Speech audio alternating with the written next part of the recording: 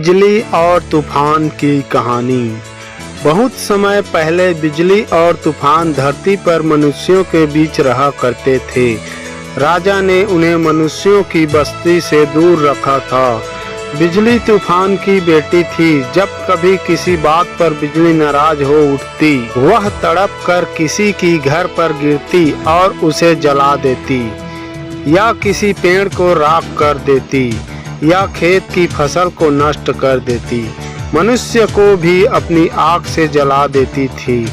जब जब बिजली ऐसा करती, उसके पिता तूफान गरज गरज कर उसे रोकने की कोशिश करते, किंतु बिजली उसकी एक भी बात नहीं मानती थी।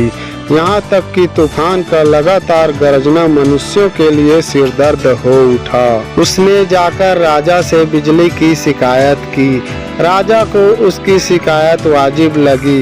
उन्होंने तूफान और बिजली की बेटी को तुरंत शहर छोड़ देने की आज्ञा दी और बहुत दूर जाकर जंगलों में रहने को कहा, किंतु उससे भी समस्या का समाधान नहीं हुआ। बिजली जब नाराज होती तो जंगल के पेड़ जला डालती, कभी कभी पास के खेतों का भी नुकसान कर डालती।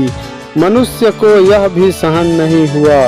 उसने फिर राजा से शिकायत की और राजा बेहद नाराज हो उठा। उसने तूफान और बिजली को धरती से निकाल दिया और उन्हें आकाश में रहने की आज्ञा दी, जहां से वह मनुष्य का उतना नुकसान नहीं कर सकते जितना धरती पर रहकर करते थे।